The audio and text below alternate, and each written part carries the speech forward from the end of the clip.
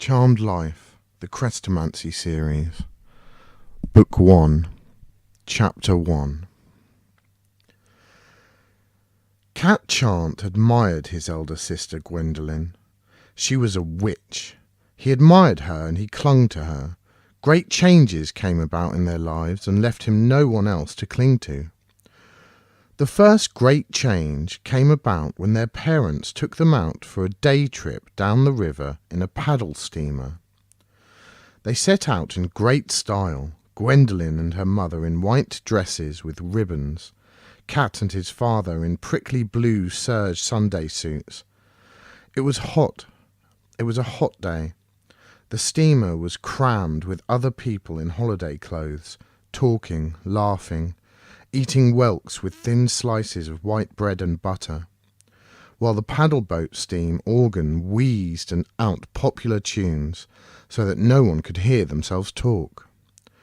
In fact, the steamer was too crowded and too old. Something went wrong with the steering. The whole laughing, whelk-eating, Sunday-dressed crowd was swept away in the current from their ware. They hit one of the posts which was supposed to stop people being swept away, and the paddle steamer, being old, simply broke into pieces. Cat remembered the organ playing and the paddles beating the blue sky. Clouds of steam screamed from broken pipes and drowned the screams from the crowd, as every single person aboard was swept away through the ware. It was a terrible accident. The papers called it the Saucy Nancy disaster. The ladies in their clinging skirts were quite unable to swim. The men in tight blue serge were very little better off. But Gwendolen was a witch, so she could not drown, and Cat, who flung his arms around Gwendolen when the boat hit the post, survived too. There were very few other survivors. The whole country was shocked by it. The paddle boat company and the town of Wolvercote between them paid for the funerals. Gwendolen and Cat were given heavy black clothes at public expense and rode behind the procession of hearses in a carriage pulled by black horses with black plumes on their heads. The other survivors rode with them. Cat looked at them and wondered if they were witches and warlocks, but he never found out. The mayor of Wolvercote had set up a fund for the survivors. Money poured in from all over the country. All the other survivors took their share and went away to start new lives elsewhere. Only Cat and Gwendolen were left, and, since nobody could discover any of their relations, they stayed in Wolvercote. They became celebrities for a time. Everyone was very kind. Everyone said what beautiful little orphans they were. It was true. They were both fair and pale, with blue eyes, and looked good in black. Gwendolen was very pretty, and tall for her age. Cat was small for his age. Gwendolen was very motherly to Cat, and people were touched. Cat did not mind. It made up a little for the empty, lost way he was feeling. Ladies gave him cake and toys. Town councillors came and asked how he was getting on, and the mayor called and patted him on the head. The mayor explained that the money from the fund was being put into a trust for them until they were grown up. Meanwhile, the town would pay for their education and upbringing. "And where would you little people like to live?" he asked kindly. Gwendolen at once said that old Miss Sharp downstairs had offered to take them in. "She's been ever so kind to us," she explained. "We'd love to live with her." Miss Sharp had been very kind. She was a witch too. The printed sign in her parlour said "Certified Witch," and interested Gwendolen. The mayor was a little dubious. Like all people who had no talent for witchcraft, he did not approve of those who had. He asked Cat how he felt about Gwendolen's plan. Cat did not mind. He preferred living in the house he was used to, even if it was downstairs. Since the mayor felt that the two orphans ought to be made as happy as possible, he agreed. Gwendolen and Cat moved in with Miss Sharp. Looking back on it, Cat supposed that it was from this time on that he was certain Gwendolen was a witch. He had not been sure before. When he had asked his parents, they had shaken their heads, sighed, and looked unhappy. Cat had been puzzled, because he remembered the terrible trouble there had been when Gwendolen gave him cramps. He could not see how his parents could blame Gwendolen for it unless she truly was a witch. But all that was changed now. Miss Sharp made no secret of it. "You've a real talent for magic, dearie," she said, beaming at Gwendolen, "and I wouldn't be doing my duty by you if I were to let it go to waste. We must see about a teacher for you right away. You could do worse and go to Mr. Nostrum next door for a start. He may be the worst necromancer in town, but he knows how to teach. He'll give you a good grounding, my love." Mr. Nostrum's charges for teaching magic turned out to be £1 an hour for the elementary grades and £1 an hour for the advanced grades beyond.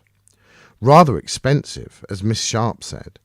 She put on her best hat with black beads and ran around the town hall to see if the fund would pay for Gwendolen's lessons. To her annoyance, the mayor refused.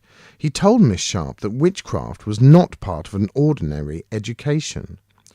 Miss Sharp came back rattling the beads on her hat with irritation and carrying a flat cardboard box the mayor had given her, full of odds and ends, the kind ladies had cleared out of Gwendolen's parents' bedroom. "Blind prejudice," Miss Sharp said, dumping the box on the kitchen table. "If a person has a gift, they have a right to have it developed, and so I told him. But don't worry, dearie," she said, seeing that Gwendolen was looking decidedly stormy. "There's a way around everything. Mr. Nostrum would teach you for nothing, if we found the right thing to tempt him with. Let's have a look in this box. Your poor ma and pa may have left something that might be just the thing." Accordingly, Miss Sharp turned the box out on the table. It was a queer collection of things, letters and lace and souvenirs. Cat did not remember having seen half of them before. There was a marriage certificate saying that Francis John Chant had married Caroline Mary Chant 12 years ago at St. Margaret's Church, Wolvercote, and a withered nosegay his mother must have carried at the wedding. Underneath that, he found some glittery earrings he had never seen his mother wear. Miss Sharp's hat rattled as she bent swiftly over these. "Those are diamond earrings," she said. "Your ma must have had money. Now, if I took those to Mr. Nostrum, but we'd get more for them if I took them round to Mr. Larkin's." Mr. Larkin's kept the junk shop on the corner of the street, except that it was not always exactly junk. Among the brass fenders and chipped crockery, you could find quite valuable things, and also a discreet notice saying exotic supplies, which meant that Mr. Larkins also stocked bats' wings, dried newts, and other ingredients of magic. There was no question that Mr. Larkins would be very interested in a pair of diamond earrings. Miss Sharp's eyes pounced up, greedy and beady, as she put out her hand to pick up the earrings. Gwendolen put out her hand for them at the same moment. She did not say anything, neither did Miss Sharp. Both their hands stood still in the air. There was a feeling of fierce, invisible struggle. Then Miss Sharp took her hand away. "Thank you," said Gwendolen coldly, and put the earrings away in the pocket of her black dress. "You see what I mean," Miss Sharp said, making the best of it. "You have real talent, dearie." She went back to sorting the other things in the box. She turned over an old pipe, ribbons, a spray of white heather, menus, concert tickets, and picked up a bundle of old letters. She ran her thumb down the edge of it. "Love letters," she said. "His to her." She put the bundle down without looking at it and picked up another. "Hers to him, no use." Cat, watching Miss Sharp's broad mauve thumb whirring down a third bundle of letters, thought that being a witch must save a great deal of time. "Business letters," said Miss Sharp. Her thumb paused and went slowly back up the pile again. "Now what have we here?" she said, She untied the pink tape around the bundle and carefully took out 3 letters. She unfolded them. "Crestomancy," she exclaimed, and as soon as she said it, she clapped one hand over her mouth and mumbled behind it. Her face was red. Cat could see she was surprised, frightened, and greedy all at the same time. "Now what was he doing with to your pa?" she said as soon as she had recovered. "Let's see," said Gwendolen. Miss Sharp spread the 3 letters out on the kitchen table, and Gwendolen and Cat bent over them. The first thing that struck Cat was the energy of the signature on all 3. Crestomancy. The next thing he saw was that 2 of the letters were written in the same energetic writing as the signature. The first was dated 12 years ago, soon after his parents had been married. It said, "Dear Frank, now don't go on your high horse. I only offered to because I thought it might help. I still will help. In any way I can, if you let me know what I can do. I feel you have a claim on me. Yours ever, Crestomancy." The second letter was shorter. "Dear Chant, the same to you. Go to blazes, Crestomancy." The third letter was dated 6 years ago, and it was written by someone else. Crestomancy had only signed it. "Sir, you were warned 6 years ago that something like what you relate might come to pass, and you made it quite clear that you wished for no help from this quarter. We are not interested in your troubles, nor is this a charitable institution. Crestomancy." "What did your pa say to him?" Miss Sharp wondered, curious and awestruck. "Well, what do you think, dearie?" Gwendolen held her hands spread out above the letters, rather as if she was warming them at the fire. Both her little fingers twitched. "I don't know. They feel important, especially the first one and the last one. Awfully important." "Who's Crestomancy?" Cat asked. It was a hard name to say. He said it in pieces, trying to remember the way Miss Sharp had said it. Crest-o-man-see. Is that the right way? "Yes, that's right. And never you mind who he is, my love," said Miss Sharp. "An important's a weak word for it, dearie. I wish I knew what your pa had said. Something not many people would dare say by the sound of it. And look at what he got in return. 3 genuine signatures. Mr. Nostrum would give his eyes for those, dearie. Oh, you're in luck. He'll teach you for those all right. So would any necromancer in this country." Gleefully, Miss Sharp began packing the things away in the box again. "What have we here?" A little red book of matches had fallen out of the bundle of business letters. Miss Sharp took it carefully and, quite as carefully, opened it. It was less than half full of flimsy cardboard matches, but 3 of the matches had been burnt, without being torn out of the book first. The third along was so very burnt that Cat supposed it must have set light to the other 2. Said Miss Sharp. "I think you'd better keep this, dearie." She passed the little red book to Gwendolen, who put it in the pocket of her dress along with the earrings. "And what about you having this, my love?" Miss Sharp said to Cat, remembering that he had a claim too. She gave him the spray of white heather. Cat wore it in his buttonhole until it fell to pieces. Living with Miss Sharp, Gwendolen seemed to expand. Her hair seemed brighter gold, her eyes deeper blue, and her whole manner was glad and confident. Perhaps Cat contracted a little to make room for her. He did not know. Not that he was unhappy. Miss Sharp was quite as kind to him as she was to Gwendolen. Town councillors and their wives called several times a week and patted him on the head in the parlour.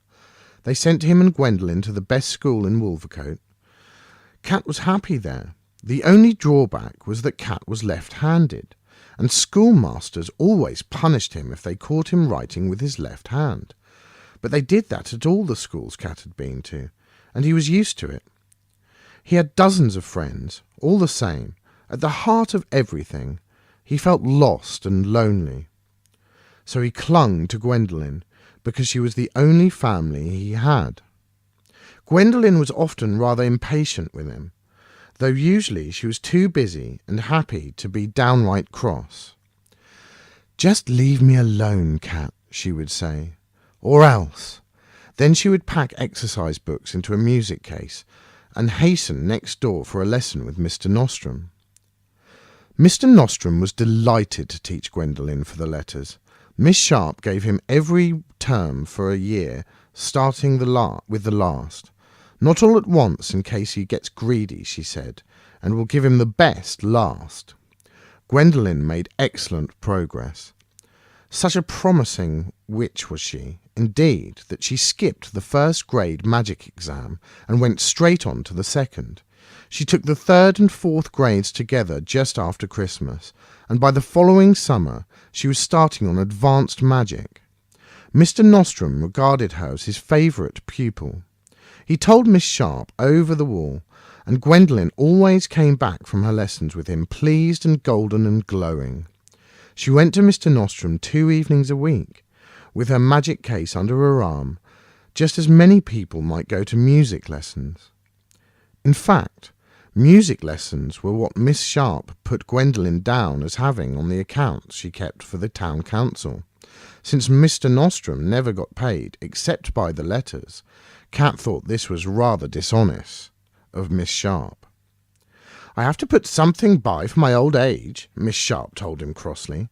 "I don't get much for myself out of keeping you, do I? And I can't trust your sister to remember me when she's grown up and famous. Oh dear me, no, I've no illusions about that." Cat knew Miss Sharp was probably right. He was a little sorry for her, for she had certainly been kind, and he knew by now that she was not a very good witch herself. The certified witch, which the notice in Miss Sharp's parlour window claimed her to be, was, in fact, the very lowest qualification. People only came to Miss Sharp for charms when they could not afford the 3 accredited witches further down the street. Miss Sharp eked out her earnings by acting as an agent for Mr. Larkins at the junk shop. She got him exotic supplies, that is to say, the stranger ingredients needed for spells. From as far away as London, she was very proud of her contacts in London. "Oh yes," she often said to Gwendolen, "I've got the contacts, I have. I know those can get me a pound of dragon's blood any time I ask. For all it's illegal, while you have me, you'll never be in need." Perhaps, in spite of having no illusions about Gwendolen, Miss Sharp was really hoping to become Gwendolen's manager when Gwendolen grew up. Cat suspected she was anyway. And he was sorry for Miss Sharp. He was sure that Gwendolen would cast her off like an old coat when she became famous. Like Miss Sharp, Cat had no doubt that Gwendolen would be famous. So he said, "There's me to look after you, though." He did not fancy the idea, but he felt he ought to say it. Miss Sharp was warmly grateful. As a reward, she arranged for Cat to have real music lessons. "Then that mare will have nothing to complain of," she said. She believed in killing 2 birds with 1 stone. Cat started to learn the violin. He thought he was making good progress. He practiced diligently. He never could understand why the new people living upstairs always banged on the floor when he started to play. Miss Sharp, being tone-deaf herself, nodded and smiled when he played and encouraged him greatly. He was practising away one evening when Gwendolen stormed in and shrieked a spell in his face. Cat found, to his dismay, that he was holding a large striped cat by the tail. He had its head tucked under his chin, and he was sawing at its back with the violin bow.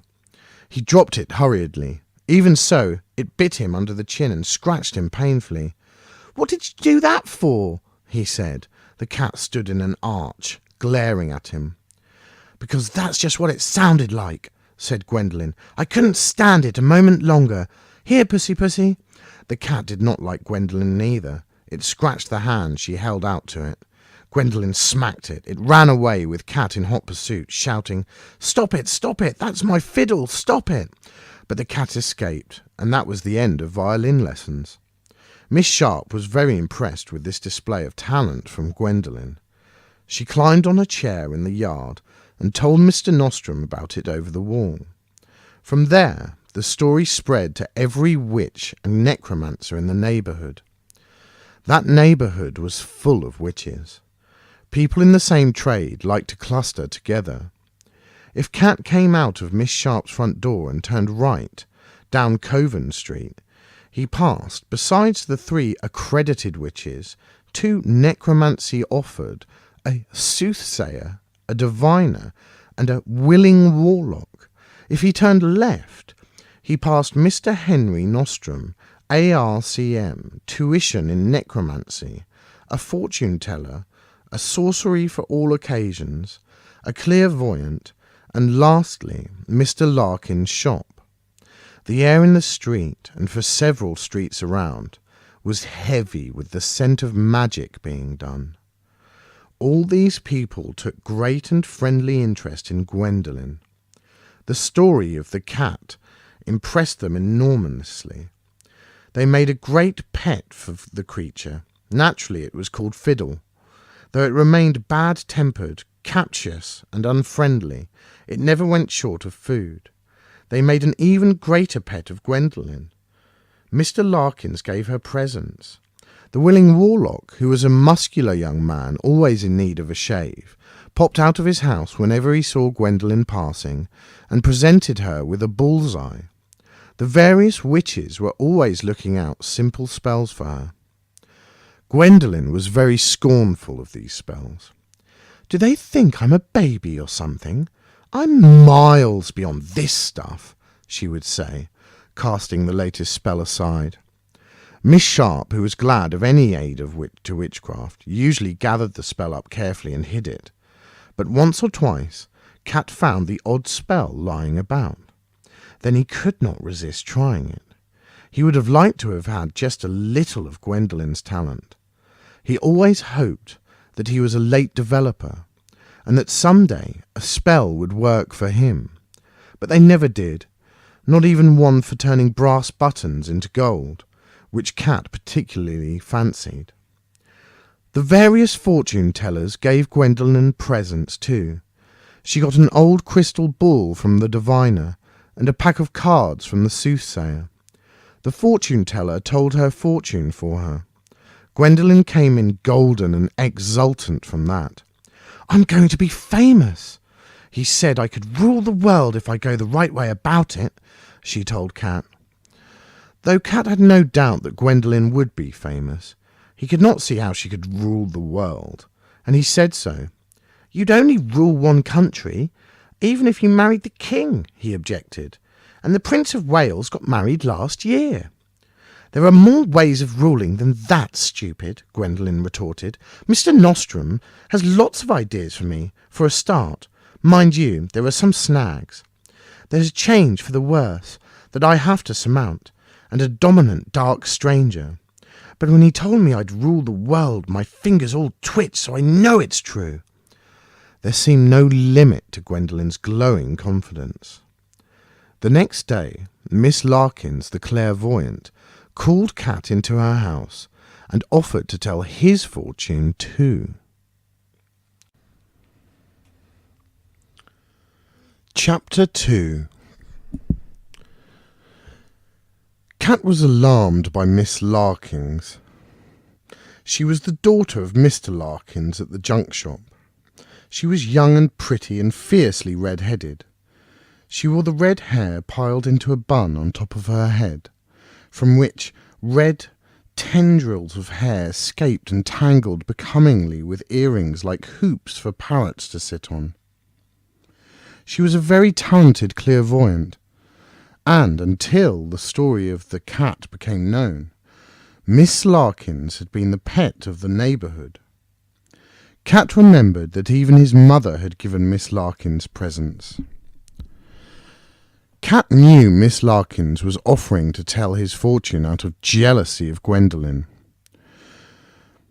No, thank you very much, he said, backing away from Miss Larkin's little table spread with objects of divination. It's quite all right. I don't want to know. But Miss Larkins advanced on him and seized him by his shoulders. Cat squirmed. Miss Larkins used a scent that shrieked violets at him. Her earrings swung like manacles, and her corsets creaked when she was close to. "Silly boy," Miss Larkins said in her rich, melodious voice. "I'm not going to hurt you. I just want to know." But I can't," Cat said, twisting this way and that. "Hold still," said Miss Larkins, and tried to stare deep into Cat's eyes. Cat shut his eyes hastily. He squirmed harder than ever. He might have got loose had not Miss Larkins abruptly gone off into some kind of trance. Cat found himself being gripped with a strength that would have surprised him even if the willing warlock.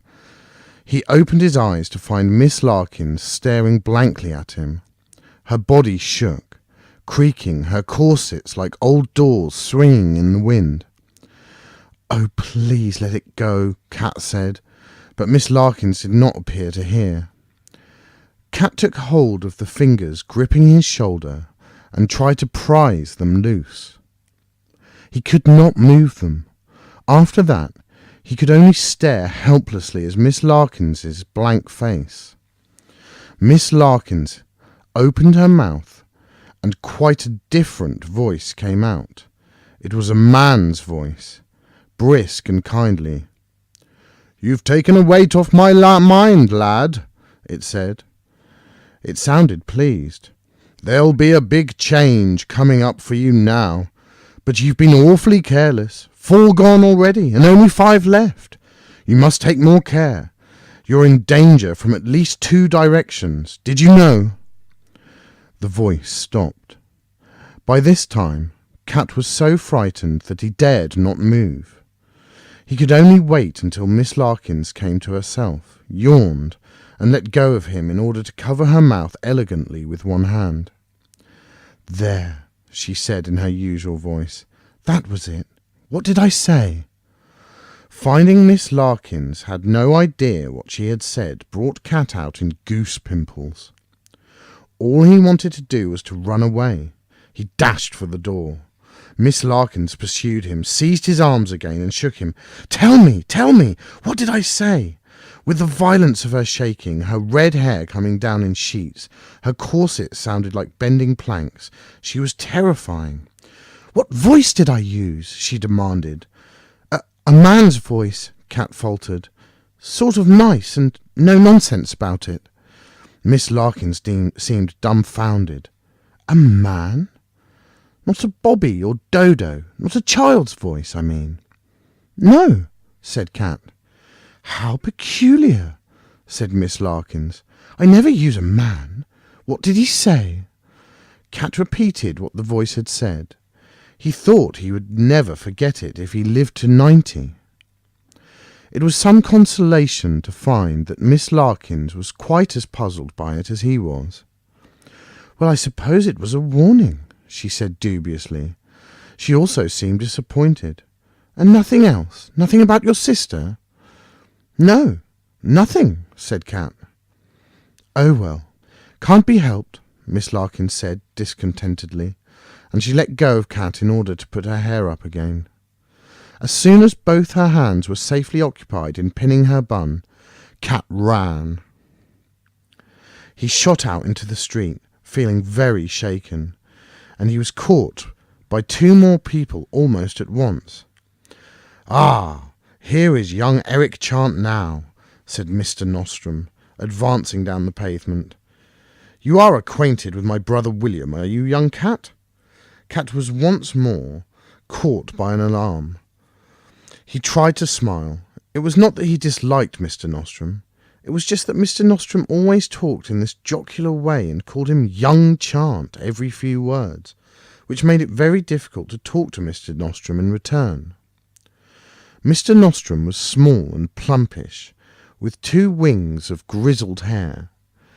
He had a cast in his left eye too, which always stared out sideways. Cat found that added to the difficulty of talking to Mr. Nostrum. Was he looking and listening, or was his mind somewhere else, with that wandering eye? Yes, I've met your brother, Cat reminded Mr. Nostrum. Mr. William Nostrum came to visit his brother regularly. Cat saw him almost once a month. He was quite a well-to-do wizard, with a practice in the Eastbourne. Miss Sharp claimed that Mr. Henry Nostrum sponged on his wealthier brother, both for money and for spells that worked. Whatever the truth of that, Cat found Mr. William Nostrum even harder to talk to than his brother.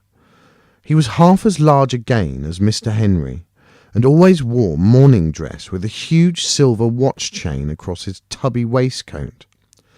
Otherwise, he was the image of Mr. Henry Nostrum, except that both his eyes were out of true. Cat always wondered how Mr. William saw anything. "How do you do, sir?" he said to him politely. "Very well," said Mr. William in a deep, gloomy voice, as if the opposite was true.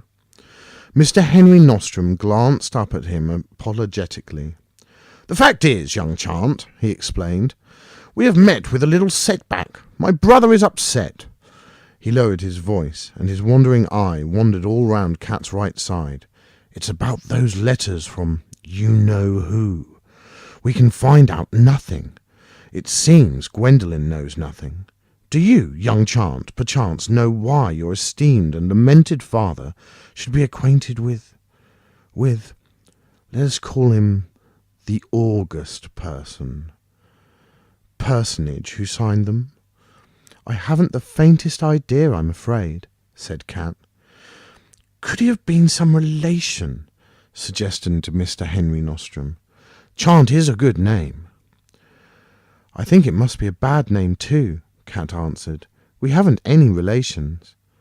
"But what of your dear mother?" persisted Mr. Nostrum, his odd eye travelling away, while his brother managed to stare gloomily at the pavement and the rooftops at once.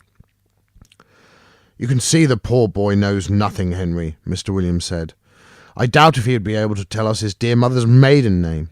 "Oh, I do know that," said Cat. "It's on their marriage lines. She was called Chant too." "Odd," said Mr. Nostrum, swirling an eye at his brother. "Odd and peculiarly unhelpful," Mr. William agreed. Cat wanted to get away. He felt he had taken enough strange questions to last till Christmas. "Well, if you want to know that badly," he said, "why don't you write and ask Mr. Cress—" "Hush!" said Mr. Henry Nostrum violently. "Hum!" said his brother, almost equally violently. "August personage, I mean," Cat said, looking at Mr. William in alarm. Mr. William's eyes had gone right to the sides of his face. Cat was afraid he might be going off into a trance like Miss Larkins. "It will serve, Henry, it will serve," Mr. William cried out, and with great triumph he lifted the silver watch chain off his middle and shook it. "Then for silver!" he cried. "I'm so glad," Cat said politely. "I have to be going now." He ran off down the street as fast as he could. When he went out that afternoon, he took care to turn right and go out of Coven Street past the Willing Warlock's house. It was rather a nuisance, since that was the long way round to where most of his friends lived, but anything was better than meeting Miss Larkins or the Nostrums again. It was almost enough to make Cat wish that school had started.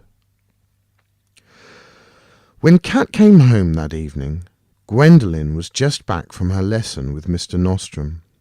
She had her usual glowing, exulting look, but she was looking secretive and important too. "That was a good idea of yours, writing that to Crestmancy," she said to Cat. "I can't think why I didn't think of it. Anyway, I just have." "Why did you do it? Couldn't Mr. Nostrum?" Cat said. "It came more naturally from me," said Gwendolen. "And I suppose it doesn't matter if he gets my signature. Mr. Nostrum told me what to write." "Why does he want to know anyway?" Cat asked. "Wouldn't you like to know?" Gwendolen said exultingly. "No," said Cat, "I wouldn't. Since this had brought what happened in that morning into his mind, which still made him almost wish the autumn term had started, he said, "I wish the conkers were ripe." "Conkers?" Gwendolen said in the greatest disgust. "What a low mind you have. They won't be ready for a good 6 weeks." "I know," said Cat, and for the next 2 days he carefully turned right every time he left the house. They were the lovely golden days that happen when August is passing into September. Cat and his friends went out along the river. On the second day, they found a wall and climbed it. There was an orchard beyond. And here they were lucky enough to discover a tree loaded with sweet white apples, the kind that ripen early. They filled their pockets and their hats. Then a furious gardener chased them with a rake. They ran. Cat was very happy as he carried his full knobby hat home. Miss Sharp loved apples. He just hoped that she would not reward him by making gingerbread men. As a rule, gingerbread men were fun. They leapt off the plate and ran when you tried to eat them, so that when you finally caught them, you felt quite justified in eating them. It was a fair fight, and some got away, but Miss Sharp's gingerbread men never did that. They simply lay, feebly waving their arms, and Cat never had the heart to eat them. Cat was so busy thinking of all this that, though he noticed a 4-wheel cab standing in the road as he turned the corner by the willing Warlock's house, he paid no attention to it. He went to the side door and burst into the kitchen with his hat full of apples, shouting, "I say, look what I've got, Miss Sharp." Miss Sharp was not there. Instead, standing in the middle of the kitchen, was a tall and quite extraordinarily well-dressed man. Cat stared at him in some dismay. He was clearly a rich new town councillor. Nobody but those kind of people wore trousers with such pearly stripes, or coats of such beautiful velvet, or carried tall hats as shiny as their boots. The man's hair was dark. It was smooth as his hat. Cat had no doubt that this was Gwendolen's dark stranger, come to help her start ruling the world. And he should not have been in the kitchen at all. Visitors were always taken straight to the parlour. "Oh, how do you do, sir? Will you come this way, sir?" he gasped. The dark stranger gave him a wandering look. And well he might, Cat thought, looking round distractedly. The kitchen was in its usual mess. The range was all ash.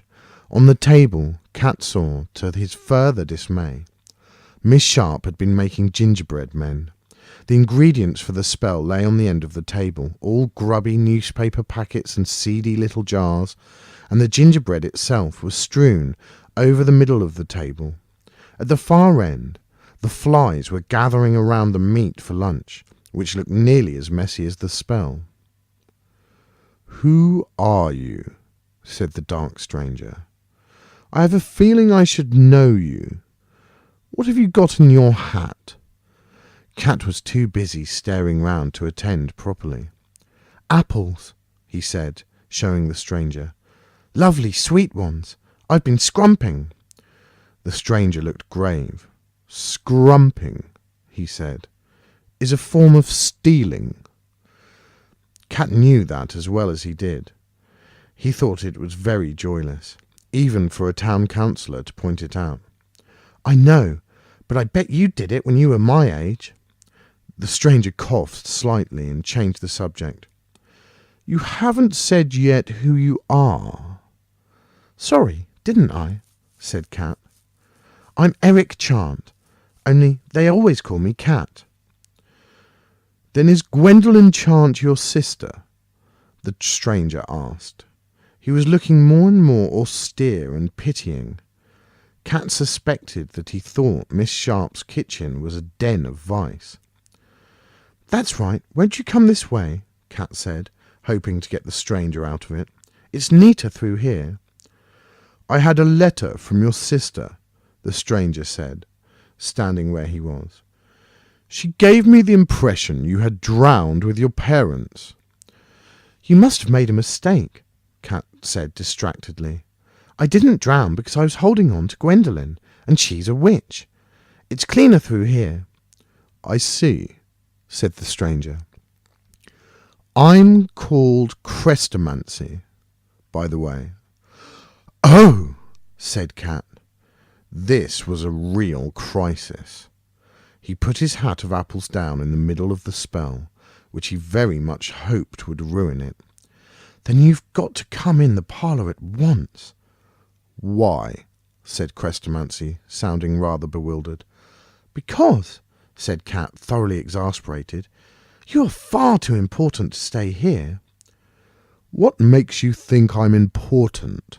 Crestomancy asked, still bewildered.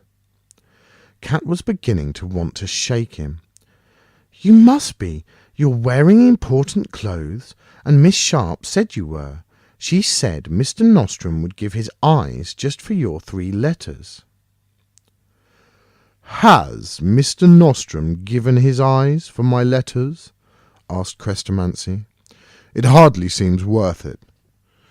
"No, he just gave Gwendolen lessons for them," said Cat. "What? For his eyes? How uncomfortable!" said Crestomancy. Fortunately, there were thumping footsteps just then, and Gwendolen burst in through the kitchen door, panting, golden and jubilant. "Mr. Crestomancy!" "Just Crestomancy," said the stranger. "Yes. Would you be Gwendolen?" "Yes. Mr. Nostrum told me there was a cab here," gasped Gwendolen. She was followed by Miss Sharp, nearly as breathless. The 2 of them took over the conversation, and Cat was thankful for it. Crestomancy had last consented to be taken to the parlour, where Miss Sharp deferentially offered him a cup of tea and a plate of her weekly waving gingerbread men. Crestomancy, Cat was interested to see, did not seem to have the heart to eat them either. He drank a cup of tea, austerely, without milk or sugar, and asked questions about how Gwendolen and Cat came to be living with Miss Sharp. Miss Sharp tried to give the impression that she looked after them for nothing, out of the goodness of her heart. She hoped Crestomancy might be induced to pay her for their keep, as well as the town council. But Gwendolen had decided to be radiantly honest. "The town pays," she said, "because everyone's so sorry about the accident." Cat was glad she had explained, even though he suspected Gwendolen might already be casting Miss Sharp off like an old coat. "Then I must go and speak to the mayor," Crestomancy said, and he stood up, dusting his splendid hat on his elegant sleeve. Miss Sharp sighed and sagged. She knew what Gwendolen was doing too. "Don't be anxious, Miss Sharp," said Crestomancy. "No one wishes you to be out of pocket." Then he shook his hands with Gwendolen and Cat and said, "I should have come to see you before, of course. Forgive me. Your father was so infernally rude to me. You see, I'll see you again, I hope." Then he went away in the cab, leaving Miss Sharp very sour, Gwendolen jubilant, and Cat nervous. "Why are you so happy?" Cat asked Gwendolen. "Because he was touched at our orphan state," said Gwendolen. "He's going to adopt us. My fortune is made." "Don't talk such nonsense," snapped Miss Sharp. "Your fortune is the same as it ever was. He may have come here in all his finery, but he said nothing, and he promised nothing." Gwendolen smiled confidently. "You didn't see the heart-wringing letter I wrote." "Maybe, but he's not got a heart to wring," Miss Sharp retorted. Cat rather agreed with Miss Sharp, particularly as he had had an uneasy feeling that before Gwendolen and Miss Sharp arrived, he had somehow managed to offend Crestomancy as badly as his father once did. He hoped Gwendolen would not realise. He knew she would be furious with him. But to his astonishment, Gwendolen proved to be right. The mayor called that afternoon, and told them that Chrestomanci had arranged for Cat and Gwendolen to come and live with him as part of his own family. "And I see you needn't tell what lucky little people you are," he said as Gwendolen uttered a shriek of joy and hugged the dour Miss Sharp. Cat felt more nervous than ever. He tugged the mayor's sleeve. "If you please, sir, I don't understand who Chrestomanci is." The mayor patted him kindly on the head. "A very eminent gentleman," he said. "You'll be hobnobbing with all the crowded heads of Europe before long, my boy. What do you think of that, eh?" Cat did not know what to think. This had told him precisely nothing, and made him more nervous than ever. He supposed Gwendolen must have written a very touching letter indeed. So the second great change came about in Cat's life, and very dismal he feared it would be.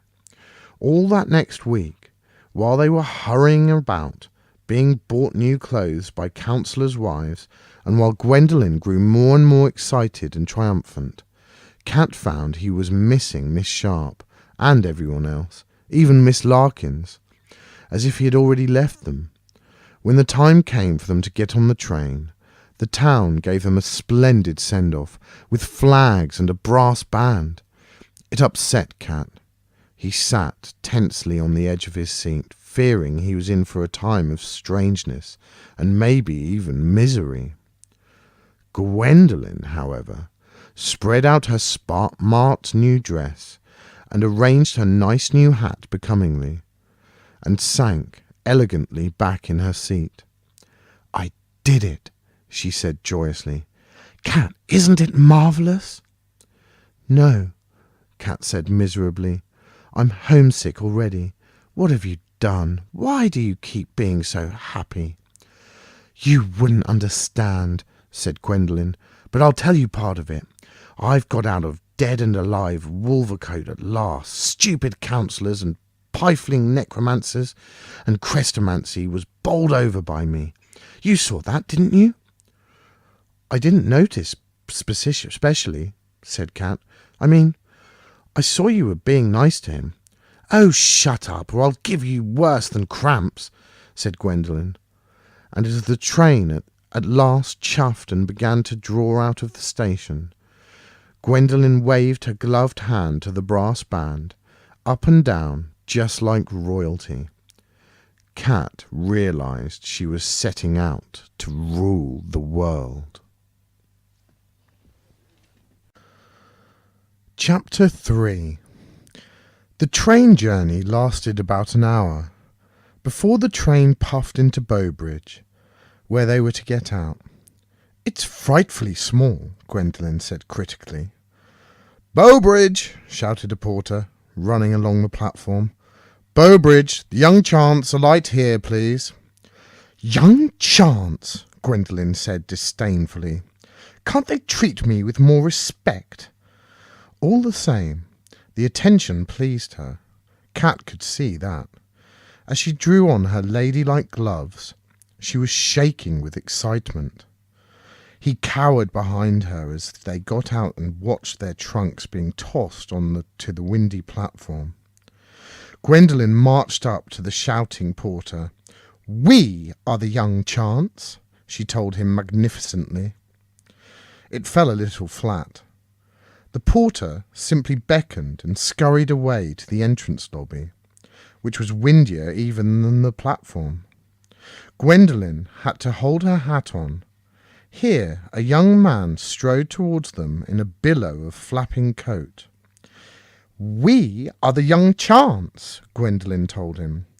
"Gwendolen and Eric, pleased to meet you," said the young man. "I'm Michael Saunders. I'll be tutoring you with the other children." "Other children?" Gwendolen asked him haughtily. But Mr. Saunders was evidently one of those people who are not good at standing still. He had already darted off to see about their trunks. Gwendolen was a trifle annoyed, but when Mr. Saunders came back and led them outside into the station yard, they found a motor car waiting, long, black and sleek.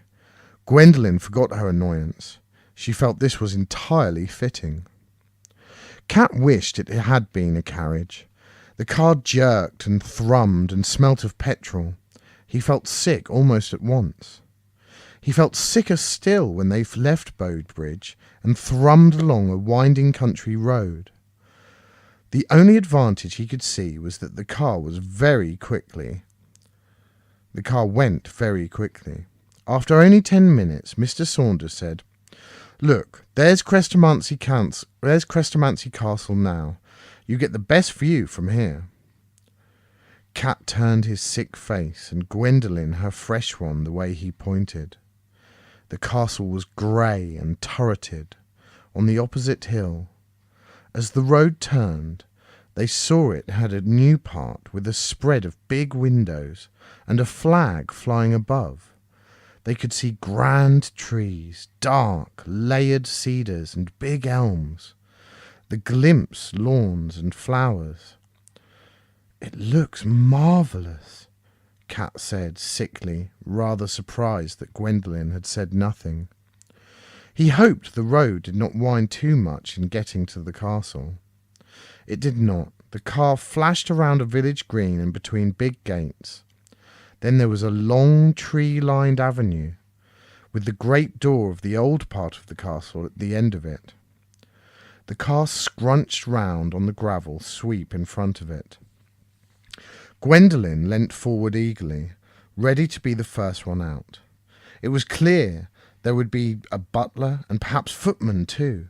She could hardly wait to make her grand entry. But the car went on, past the grey, knobbly walls of the old castle, and stopped at an obscure door where the new part began. It was almost a secretive door. There was a mass of rhododendron trees hiding it from both parts of the castle.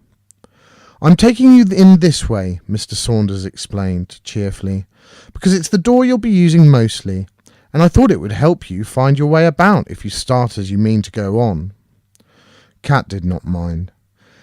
He thought the door looked more homely, but Gwendolen, cheated of her grand entry, threw Mr. Saunders a seething look and wondered whether to say a most unpleasant spell at him.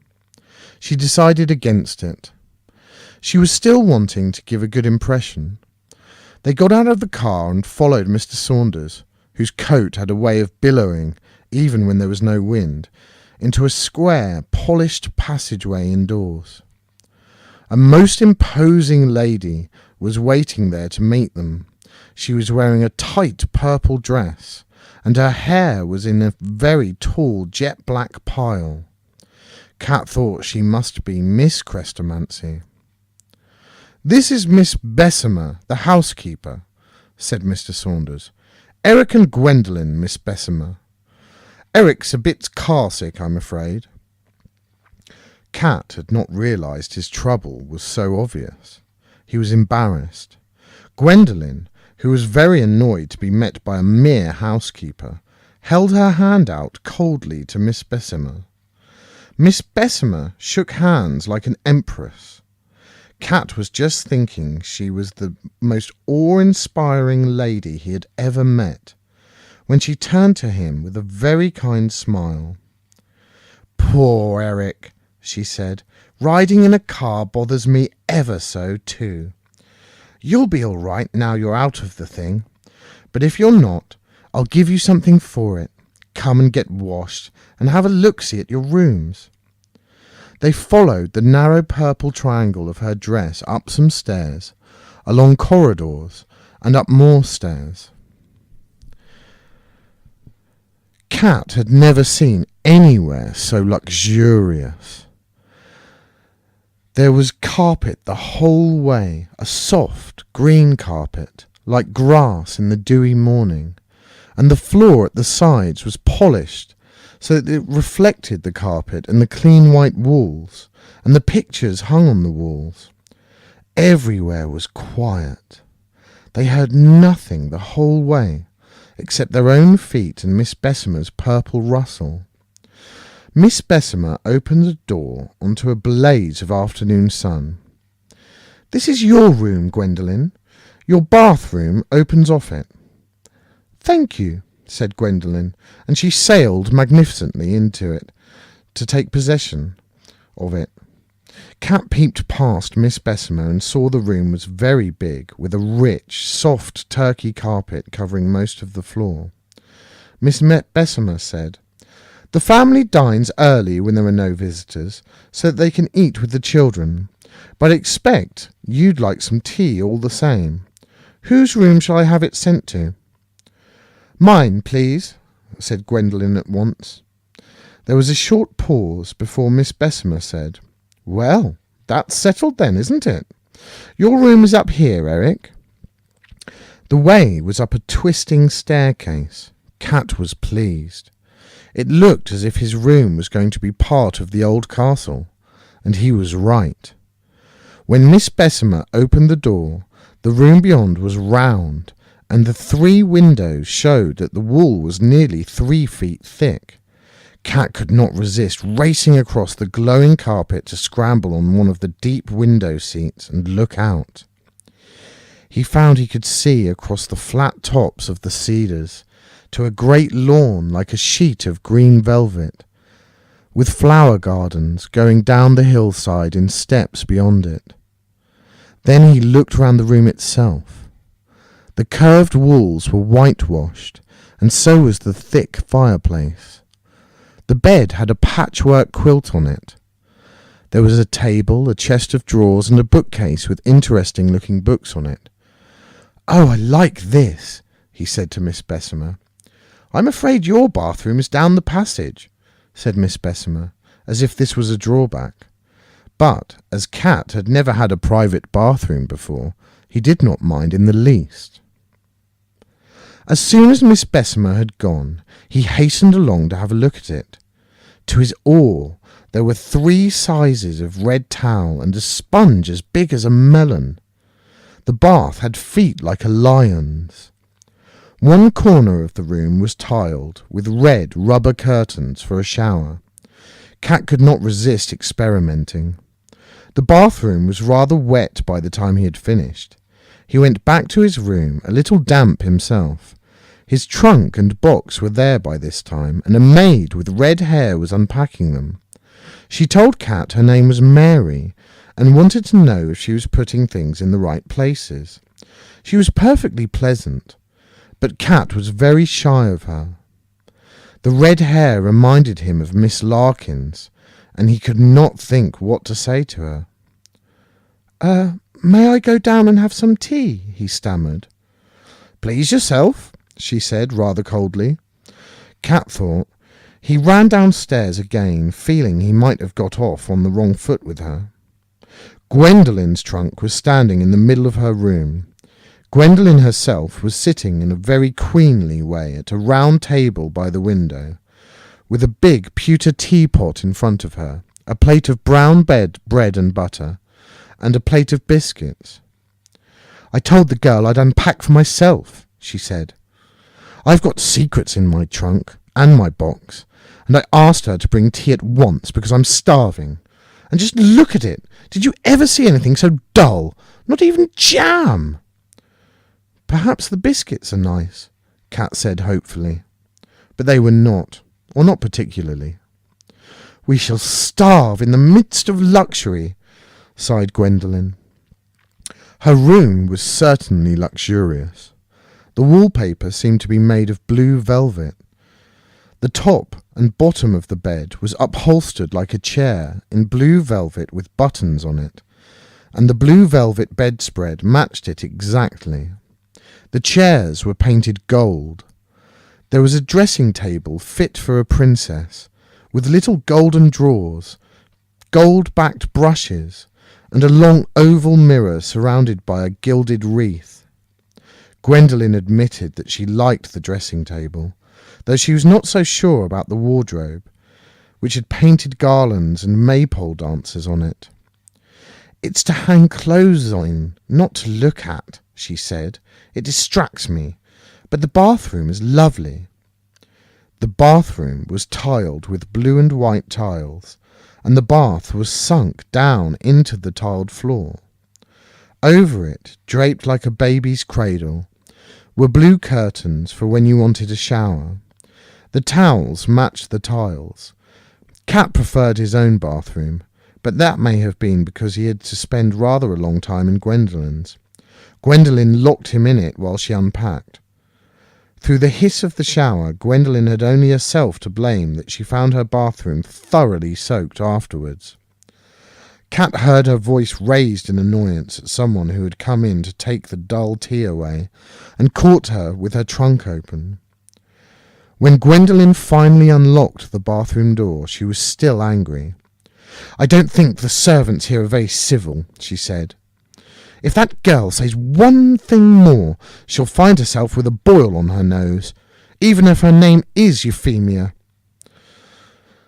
Gwendolyn added charitably, "I'm inclined to think being called Euphemia is punishment enough for anyone. You have to go and get your new suit on, Cat. She says dinner in half an hour, and we have to change for it. Did you ever hear anything so formal and unnatural?" "I thought you were looking forward to that kind of thing," said Cat, who most certainly was not. "You can be grand and natural," Gwendolyn retorted.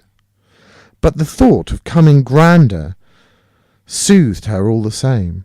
"I shall wear my blue dress with the lace collar," she said. "And I do think being called Euphemia is a heavy enough burden for anyone to bear, however rude they are." As Cat went up his winding stair, the castle filled with a mysterious booming. It was the first noise he had heard. It alarmed him. He learnt later that it was the dressing gong to warn the family that they had half an hour to change in. Cat, of course, did not take nearly that time to put his suit on, so he had yet another shower. He felt damp and weak and almost washed out of existence by the time the maid, who was so unfortunate in being called Euphemia, came to take him and Gwendolyn downstairs to the drawing-room, where the family was waiting. Gwendolyn, in her pretty blue dress, sailed in confidently. Cat crept behind. The room seemed full of people.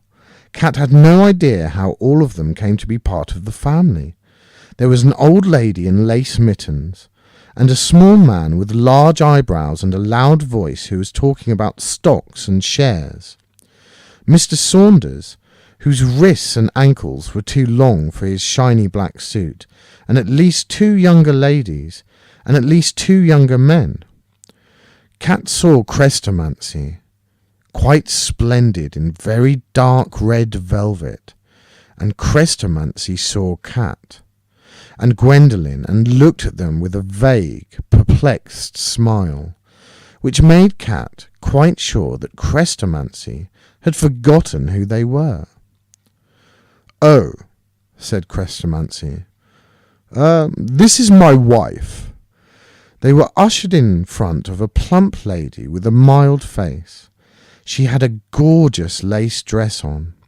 Gwendolyn's eyes swept up and down it with considerable awe. But otherwise she was one of the most ordinary ladies they had ever seen. She gave them a friendly smile. "Eric and Gwendolyn, isn't it?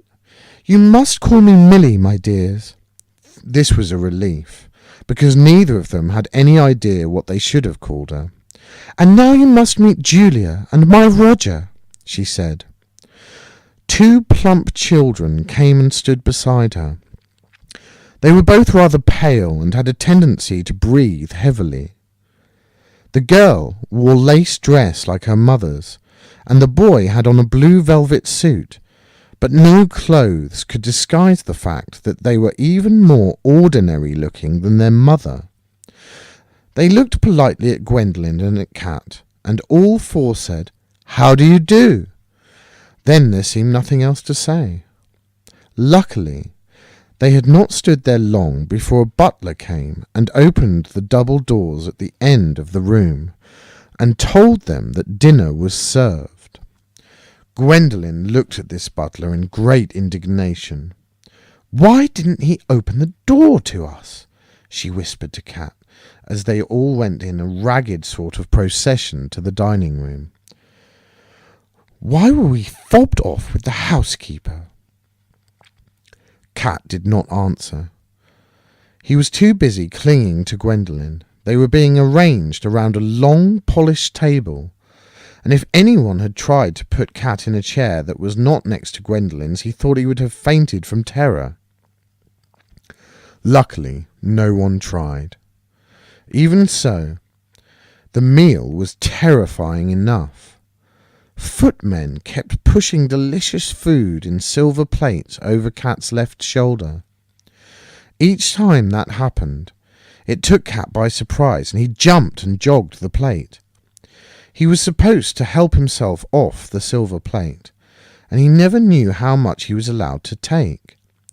But the worst difficulty was that he was left-handed. The spoon and fork that he was supposed to lift the food with from the footman's plate to his own were always the wrong way round. He tried changing them over and dropped a spoon. He tried leaving them as they were and spilt gravy. The footman always said, "Not to worry, sir," and made him feel worse than ever.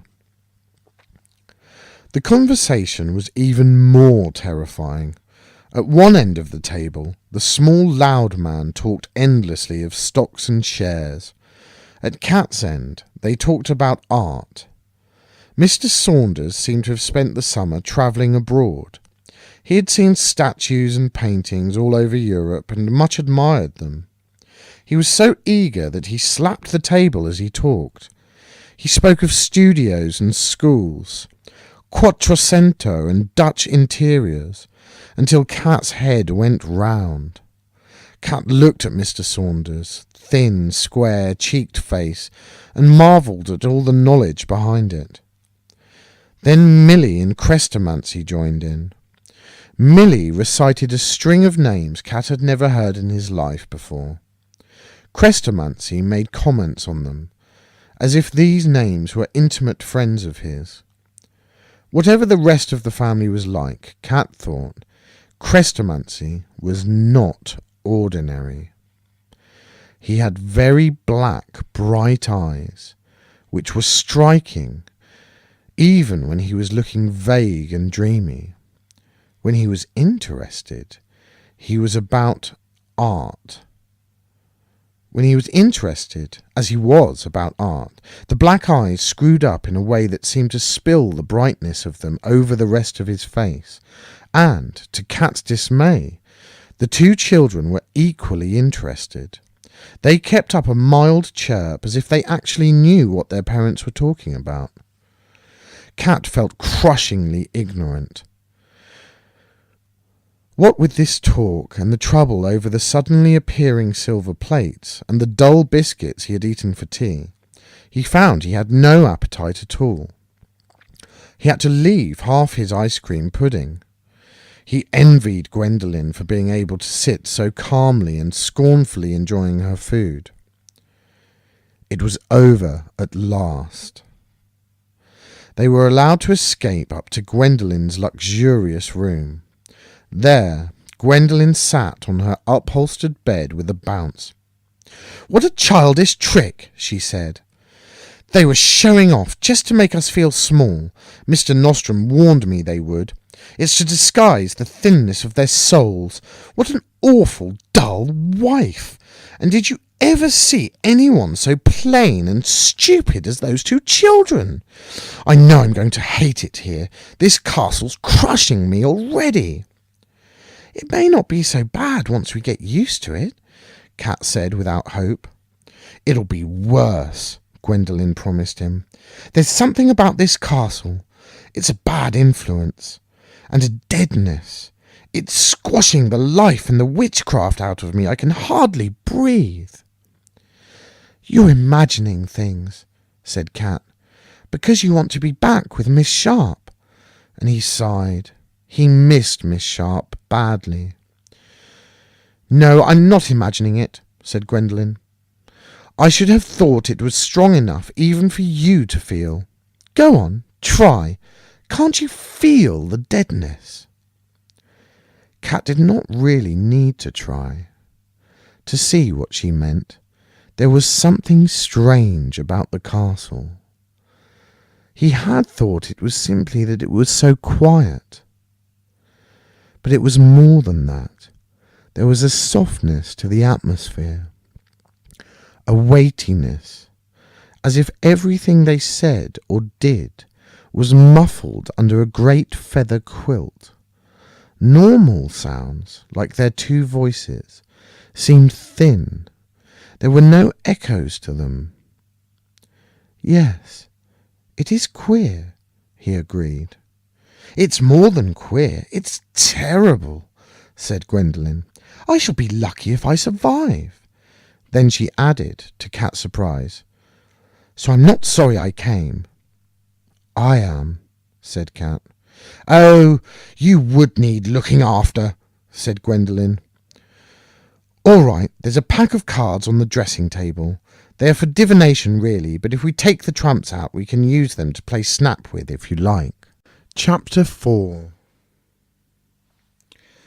The same softness and silence were there when the red-haired Mary woke Kat the next morning and told him it was time to get up.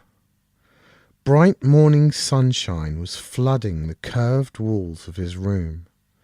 Though Kat knew now that the castle must be full of people, he did not hear a sound from any of them, nor could he hear anything from outside the windows. I know what it's like, Kat thought. It's like when it snowed in the night. The idea made him feel so pleased and warm that he went to sleep again.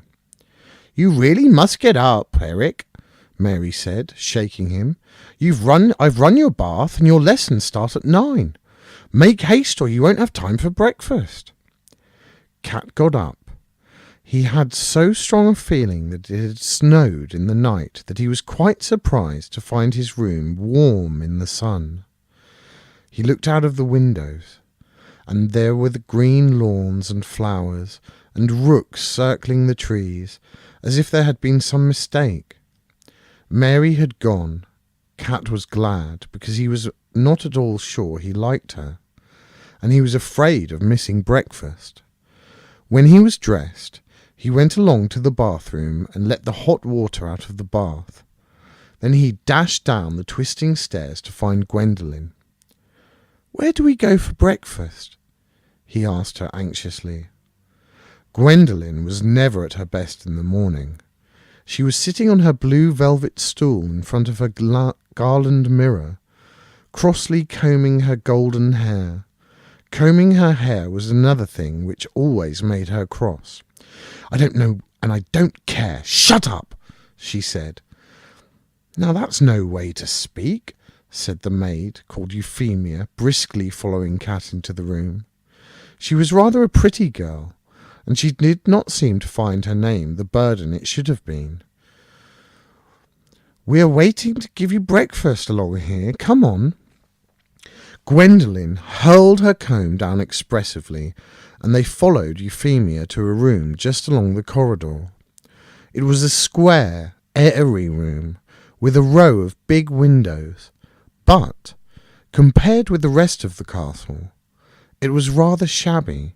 The leather chairs were battered, the grassy carpet had stains on it, none of the cupboards would shut properly. Things like clockwork trains and tennis rackets bulged out. Julia and Roger were sitting waiting at a table by the windows, in clothes as shabby as the room. Mary, who was waiting there too, said, "And about time!" and began to work an interesting lift in a cupboard by the fireplace. There was a clank. Mary opened the lift and fetched out a large plate of bread and butter and a steaming brown jug of cocoa. She brought these over to the table, and Euphemia poured each child a mug of cocoa. Gwendolen stared from her mug to the plate of bread. "Is this all there is?" "What else do you want?" asked Euphemia. Gwendolen could not find words to express what she wanted. Porridge, bacon and eggs, grapefruit, toast and kippers, all occurred to her at once, and she went on staring. "Make up your mind," Euphemia said at last. "My breakfast waiting for me too, you know." "Isn't there any marmalade?" said Gwendolen. Euphemia and Mary looked at one another. "Julia and Roger are not allowed marmalade," Mary said. "Nobody forbade me to have it," said Gwendolen. "Get me some marmalade at once." Mary went to a speaking tube by the lift, and, after much rumbling and another clank, a pot of marmalade arrived. Mary brought it and put it in front of Gwendolen. "Thank you," Cat said fervently. He felt as strongly about it as Gwendolen, more, in fact, because he hated cocoa. "Oh, no trouble, I'm sure," Mary said, in what was certainly a sarcastic way, and the two maids went out. For a while, nobody said anything. Then Roger said to Cat, "Pass the marmalade, please." "You're not supposed to have it," said Gwendolen, whose temper had not improved. "Nobody will know if you use one of your knives. Nobody will know if I use one of your knives," Roger said placidly. Cat passed him the marmalade and his knife too. "Why aren't you allowed it?" Julia and Roger looked at each other in a mild, secretive way. "We're too fat," Julia said, calmly taking the knife and the marmalade after Roger had done with them. Cat was not surprised when he saw how much marmalade they had managed to pile on their bread. Marmalade stood on both slices like a sticky brown cliff. Gwendolen looked at them with disgust, and then rather complacently down at her trim linen dress. The contrast was certainly striking. "Your father is such a handsome man," she said. "It must be such a disappointment to him that you're both podgy and plain like your mother." The two children looked at her placidly over their cliffs of marmalade. "Oh, I wouldn't know," said Roger. "Pudgy is comfortable," said Julia. "It must be a nuisance to look like a china doll the way you do." Gwendolen's blue eyes glared. She made a small sign under the edge of the table. The bread and thick marmalade whisked itself from Julia's hands and slapped itself on Julia's face. Marmalade sighed inwards. Julia gasped a little. "How dare you insult me?" said Gwendolen. Julia peeled the bread slowly from her face and then fumbled out a handkerchief. Cat supposed she was going to wipe her face, but she let the marmalade stay where it was, trundling in blobs down her plump cheeks, and simply tied a knot in her handkerchief. She pulled the knot slowly tight, looking meaningly at Gwendolen while she did so. With the final pull, the half-full jug of cocoa shot streaming into the air. It hovered for a second, and then shot sideways to hang just above Gwendolen's head. Then it began to joggle itself into tipping position. "Stop it!" gasped Gwendolen. She put up a hand to ward the jug off. The jug dodged her and went on tipping. Gwendolen made another sign and gasped out strange words. The jug took not the slightest notice. It went on tipping until cocoa was brimming in the very end of its spout. Gwendolen tried to lean out sideways away from it. The jug simply joggled along in the air until it was hanging over her head again. "Shall I make it pour?" Julia asked. There was a bit of a smile under the marmalade. "You dare!" screamed Gwendolen. "I'll tell Cranstomancy if you do." "Oh, She sat up straight again, and the jug followed her faithfully. Gwendolen made another grab at it, and it dodged again. "Careful, you'll make it spill, and what a shame about your pretty dress," Roger said, watching complacently. "Shut up, you!" Gwendolen shouted at him, leaning out the other way, so that she was nearly in Cat's lap. Cat looked up nervously as the jug came and hovered over him too. It seemed to be going to pour. But at that moment the door opened and Chrestomanci came in, wearing a flowered silk dressing gown. It was a red and purple dressing gown with gold at the neck and sleeves. It made Chrestomanci look amazingly tall, amazingly thin, and astonishingly stately. He could have been an emperor or a particularly severe bishop. He was smiling as he came in, but the smile vanished when he saw the jug. The jug tried to vanish too. It fled back to the table at the sight of him, so quickly that cocoa slopped out of it onto Gwendolen's dress, which may or may not have been an accident. Julia and Roger both looked stricken. Julia unknotted her handkerchief as if for dear life. "Well, I was coming in to say good morning," Chrestomanci said, "but I see that it isn't." He looked from the jug to Julia's marmalade glistening cheeks. "If you two ever want to eat marmalade again," he said, "you'd better do as you're told. And the same goes for all four of you." "I wasn't doing anything wrong," Gwendolen said, as if butter, not to speak of marmalade, would not have melted in her mouth. "Yes, you were," said Roger. Chrestomanci came to the end of the table and stood looking down on them, with his hands in the pockets of his noble robe. He looked so tall, like that Cat was surprised that his head was still under the ceiling.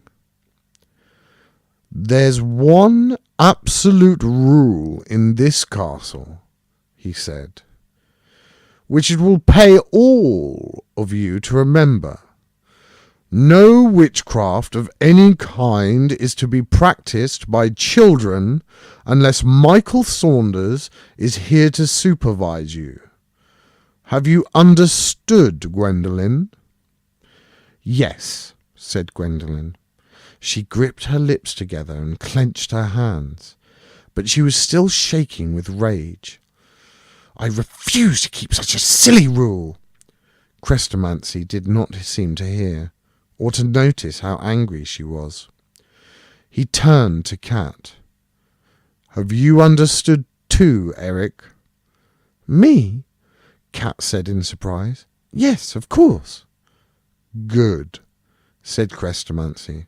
"Now, I will say good morning." "Good morning, Daddy," said Julia and Roger. Good morning, Cat," said. Gwendolen pretended not to hear. Two could play at that game. Chrestomanci smiled and swept out of the room like a very long procession of one person. "Telltale," Gwendolen said to Roger as soon as the door had shut. "And that was a dirty trick with that jug. You were both doing it, weren't you?" Roger smiled sleepily, not in the least disturbed. "Witchcraft runs in our family," he said. "And we've both inherited it," said Julia. "I must go and wash." She picked up 3 slices of bread to keep her going while she did so and left the room, calling over her shoulder, "Tell Michael I won't be long, Roger." "More cocoa?" Roger said politely, picking up the jug. "Yes, please," said Cat. It never bothered him to eat or drink things that had been bewitched, and he was thirsty.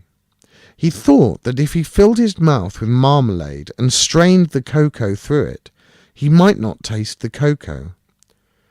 Gwendolen, however, was sure Roger was trying to insult her. She flounced around in her chair and stayed haughtily looking at the wall until Mr. Saunders suddenly threw open a door Cat had not noticed before, and said cheerfully, "Right, all of you, lesson time. Come on through and see how you stand up to some grilling." Cat hastily swallowed his cocoa-flavoured marmalade. Beyond the door was a schoolroom. It was a real, genuine schoolroom, although there were only 4 desks in it. There was a blackboard, a globe, the pitted school floor, and the schoolroom smell. There was that kind of glass-fronted bookcase without which no schoolroom is complete, and the battered grey, green and dark blue books without which no schoolroom bookcase is complete. On the walls were big pictures of the statues Mr. Saunders had found so interesting. 2 of the desks were brown and old, 2 were new and yellow with varnish. Gwendolen and Cat sat silently in the new desks. Julia hurried in, with her face shining from soap, and sat in the old desk beside Roger's. And the grilling began. Mr. Saunders strode gawkily up and down in front of the blackboard, asking keen questions. His tweed jacket billowed out from his back, just as his coat had done in the wind. Perhaps that was why the sleeves of the jacket were so much too short for Mr. Saunders's long arms. The long arms shot out, and a foot of bony wrist with a keen finger on the end of it pointed at Cat. "What part did witchcraft play in the Wars of the Roses?" Said Cat. I'm afraid I haven't done them yet, sir." "Gwendolen?" said Mr. Saunders.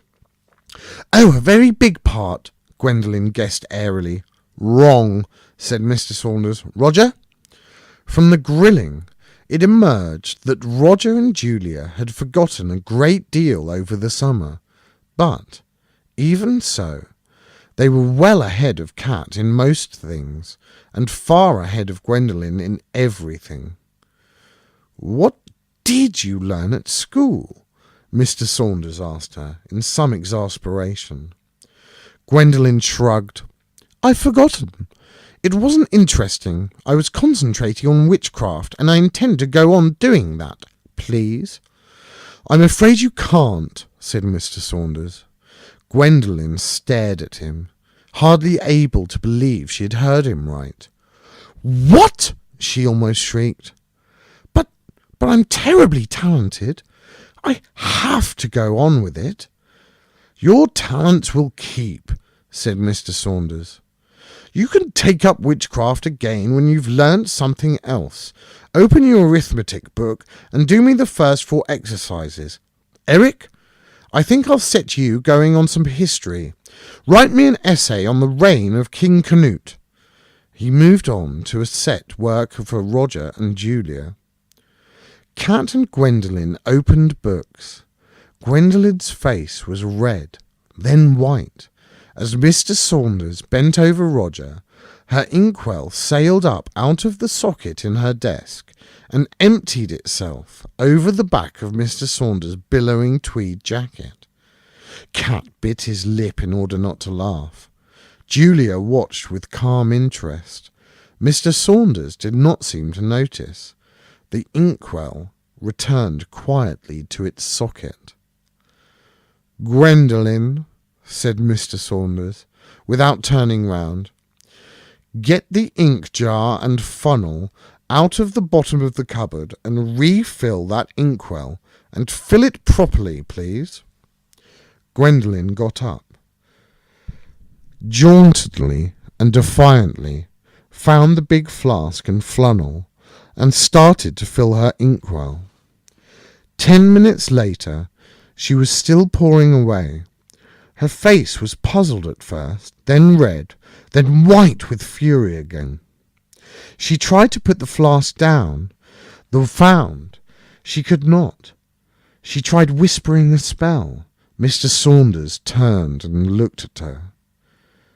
"You are being perfectly horrible," said Gwendolen. "Besides, I'm allowed to do witchcraft when you are here." "No one is allowed to pour ink over their tutor," Mr. Saunders said cheerfully, "and I'd already told you that you've given up witchcraft for the time being. Keep on pouring till I tell you to stop." Gwendolen poured ink for the next half hour and got angrier every minute of it. Cat was impressed. He suspected that Mr. Saunders was rather a powerful magician. Certainly, when he next looked at Mr. Saunders, there was no sign of any ink on his back. Cat looked at Mr. Saunders fairly often, to see whether it was safe to change his pen from his right to his left hand. He had been punished so often for writing left-handed that he was good at keeping an eye on his teachers. When Mr. Saunders turned his way, Cat used his right hand. It was slow and reluctant, but as soon as Mr. Saunders turned away again, Cat changed his pen over and got on like a house on fire. The main trouble was that, in order not to smudge the ink with his left hand, he had to hold the paper sideways. But he was pretty deft at flicking his book straight again whenever Mr. Saunders seemed likely to look at him. When the half hour was over, Mr. Saunders, without turning around, told Gwendolen to stop pouring ink and do sums. Then, still without turning around, he said to Cat, "Eric, what are you doing?" "An essay on King Canute," Cat said innocently. Then Mr. Saunders did turn around, but by that time the paper was straight and the pen in Cat's right hand. "Which hand were you writing with?" he said. Cat was used to this. He held up his right hand with the pen in it. "It looked like both hands to me," Mr. Saunders said, and he came over and looked at the page Cat had written. It was both. "It doesn't show," Cat said miserably. "Not much," Mr. Saunders agreed. "Does it amuse you to write with alternate hands or something?" "No," Cat confessed, "but I'm left-handed." Then, as Cat had feared, Mr. Saunders flew into a towering rage. His face went red. He slammed his big knobby hand down on Cat's desk, so that Cat jumped and the inkwell jumped too, sending ink splashing over Mr. Saunders' great hand and over Cat's essay. "Left-handed?" he roared. "Then why the black gentleman don't you write with your left hand, boy?" They punish me if I do," Cat faltered, very shaken and very perplexed to find Mr. Saunders was angry for such a peculiar reason. "Then they deserve to be tied up in knots and roasted," roared Mr. Saunders. "Whoever they are, you're doing yourself untold harm by obeying them, boy. If I catch you writing with your right hand again, you'll be in really serious trouble." "Yes," Cat said, relieved but still very shaken. He looked mournfully at his ink-splashed essay and hoped Mr. Saunders might use a little witchcraft on that too. But Mr. Saunders took the book and tore the page right out. "Now do it again properly," he said, slapping the book back in front of Cat. Cat was still writing all over again about Canute when Mary came in with a tray of milk and biscuits, a cup of coffee for Mr. Saunders, and after the milk and biscuits, Mr. Saunders told Cat and Gwendolen they were free till lunch. "Though not because of a good morning's work," he said. "Go out and get some fresh air." As they went out of the schoolroom, he turned to Roger and Julia. "Now, we'll have a little witchcraft," he said. "And let's hope you haven't forgotten all that too." Gwendolen stopped in the doorway and looked at him. "No, not you," Mr. Saunders said to her. "I told you." Gwendolen whirled round and ran away, through the shabby playroom and down the corridor beyond. Cat ran after her as hard as he could, but he did not catch her up until they came to a much grander part of the castle, where a big marble staircase curled away downwards, and the light came from an elegant dome in the roof. "This isn't the right way," Cat panted. "Yes, it is," Gwendolen said fiercely. "I'm going to find Crestomancy. Why should those two fat little fools learn witchcraft and not me? I've got twice their gifts. It took 2 of them just to levitate a jug of cocoa. So I want Crestomancy." By a stroke of good fortune, Crestomancy was coming along the gallery on the other side of the staircase, behind a curly marble balustrade. He was wearing a fawn-coloured suit now, instead of the imperial dressing gown, but he looked, if possible, even more elegant. By the look on his face, his thoughts were miles away. Gwendolen ran round the head of the marble staircase and stood herself in front of him. Crestomancy blinked and looked vaguely from her to Cat. "Was one of you wanting me?" "Yes, me," said Gwendolen. "Mr. Saunders won't give me witchcraft lessons, and I want you to tell him he must." "Oh, but I can't do that," Crestomancy said absent-mindedly. "Sorry, and so on." Gwendolen stamped her foot. It made no noise to speak of, even there on the marble floor, and there was no echo. Gwendolen was forced to shout instead. "Why not? You must, you must, you must!" Crestomancy looked down at her in a peering, surprised way, as if he had only just seen her. "You seem to be annoyed," he said, "but I'm afraid it's unavoidable. I told Michael Saunders that he was on no account to teach either of you witchcraft." "You did? Why not?" Gwendolen shouted. "Because you were bound to misuse it, of course," said Crestomancy, as if it were quite obvious. "But I'll reconsider in a year or so, if you still want to learn."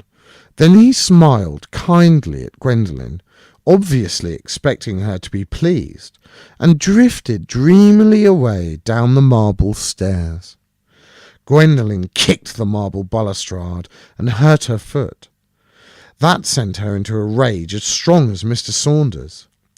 She danced and jumped and shrieked at the head of the stairs, until Cat was quite frightened of her. She shook her fist after Crestomancy. "I'll show you! You wait!" she screamed. But Crestomancy had gone out of sight, round the bend in the staircase, and perhaps he could not hear. Even Gwendolen's loudest scream sounded thin and small. Cat was puzzled. What was it about this castle? He looked up at the dome where the light came in, and thought that Gwendolen's screaming ought to have echoed around it like the dickens. Instead, it made a small, high squawking. While he waited for her to get her temper back, Cat